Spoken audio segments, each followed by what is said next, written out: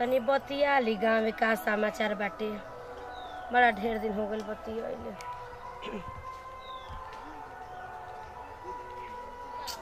फोनो ना लगेला जल्दी। अब तो उठियो सा ना। हेलो हाँ गोड़ लागतनी चाची,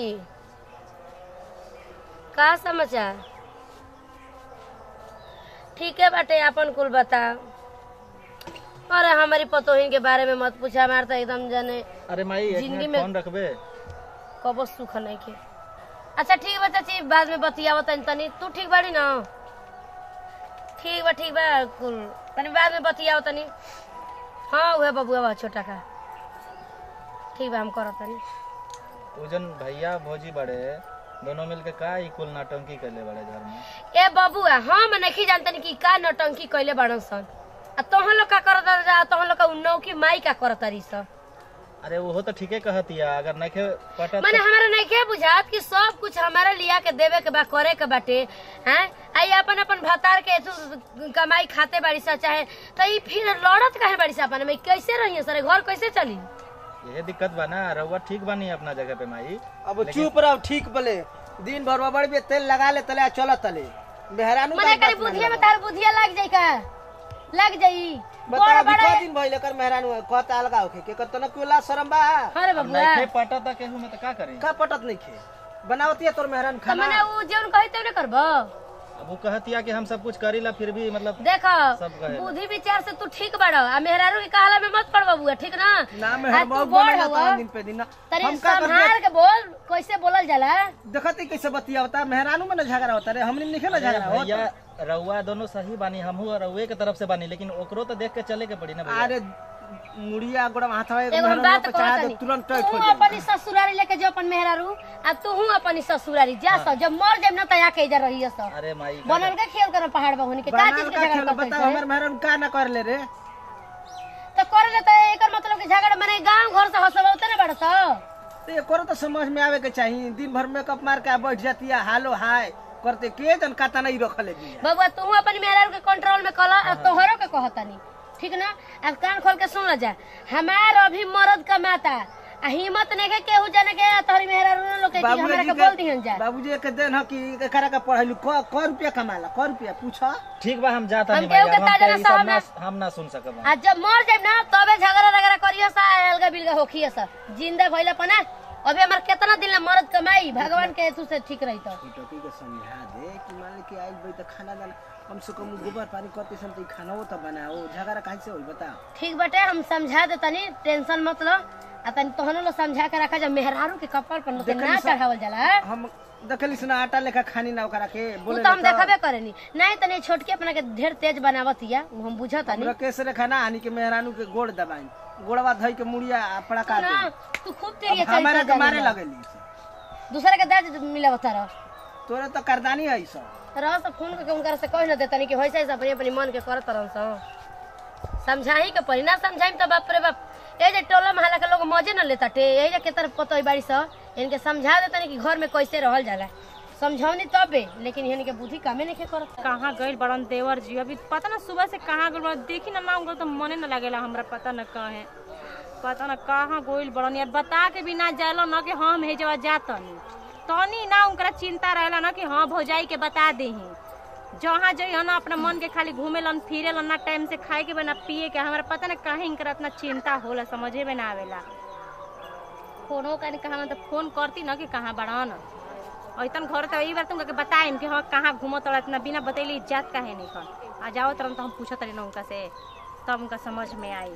बिना डटले तो इनका काहे भजी काहे गुस्साइल जी?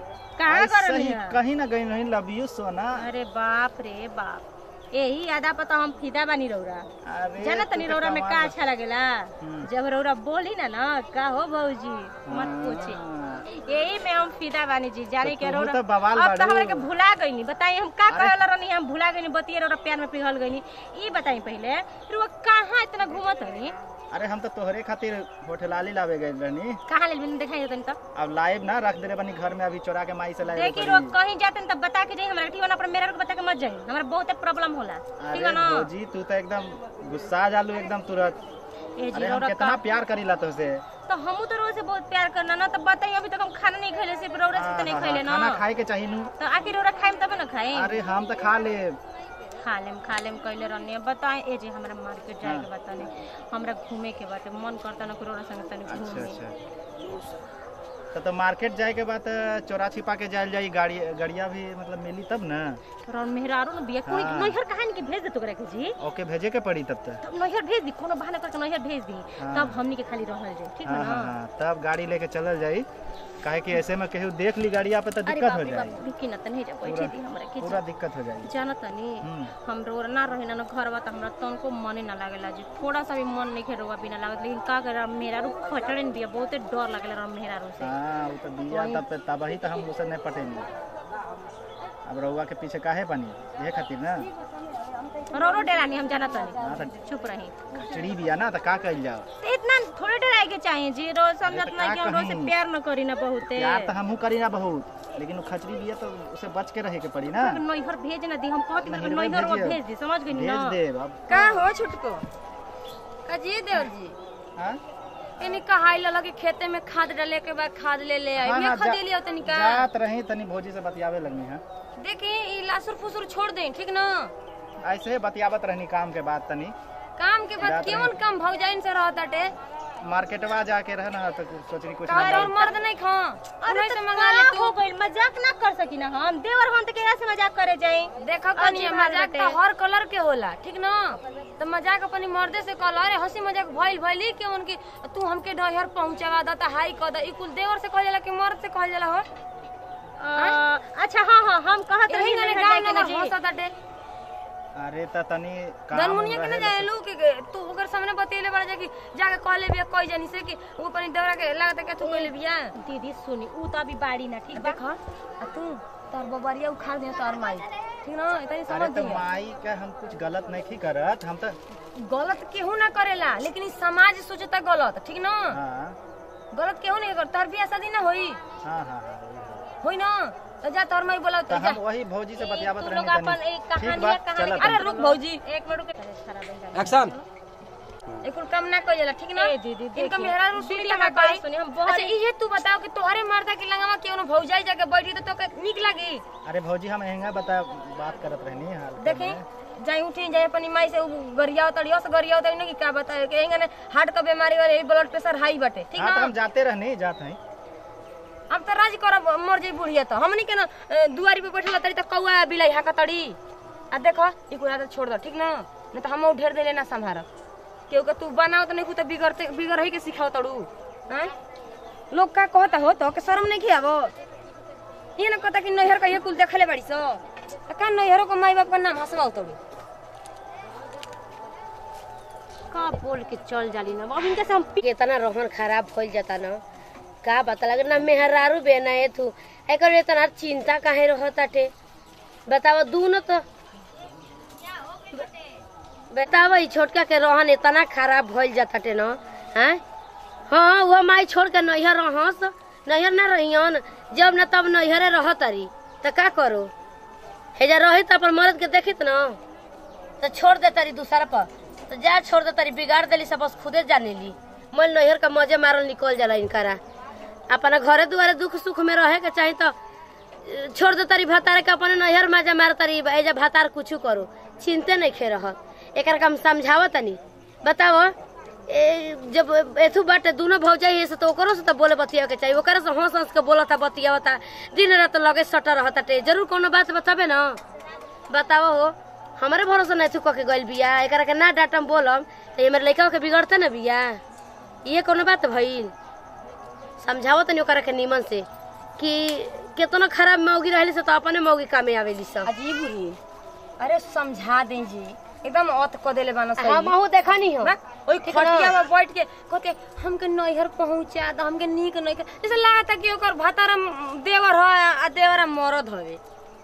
ई कुल घर बिगाड़ू मेहरानू कोनो काम है जी। हम ओकरा के काहे डांटे बोले जाई। हम एकरा के डांटत तनी बोलत तनी का जानी कहां गई न हो। अच्छा घर में बेटे इहे कुल करी का जानी ई कुल घर बिगाड़ला के काम हवे जब बड़ इहे देखी त छूट ना करी। आए हम आनी त केतना बढ़िया बढ़िया देवर तो हम काहे ना एगन कहनी टेंशन मतलब हम समझा टेंशन देतनी मतलब। तू टेंशन मतलब टेंशन है कि टेंशन से हमार भूख नहीं खेला कहले रहली ना धनमुनी अपनी भौजी से कि लागता न कि छोटकी भौजी न भैया के रखले बाड़ी हमके तो रखले भी है तबे तो कहतरी स हो बे सुनल कुछ थोड़े ना घर में के मिठाई खा तड़ू जानो यही मैंने कहलियो हमार तो एकदम आग लग गइल हवे लेकिन कहनी है कि जा जब हमनिए के घरवा गंदा बा तो हम काहे के तोके कहीं समझा दे अने तो हमसे बर्दाश्त ना होई नहीं तो एकर रहे के बात एकर त रह जाऊ का एथु बाटे आ का कहे के चाहिए काहे ना कहो तक मर्द मर न जे हो मर्दा मर न जे हाँ? ओकरा ई तनको समझदारी बाटे आई तो ना लंबा चौड़ा बात बतिया तो न जानो हम तो सुनो नहीं कुछ देर ले जन्नी उन्हें मर्दों से ना बतिया तो ऐसे मर्दा के देख देख के मार झंझना के अथु करती है अथु भी है हम तो गलती कहम भाई हमारे लड़का में गलती बा तू चिंता मत कर ओकरा हम समझावत अब पैसे खैले हैं और आज निक लागत ताटे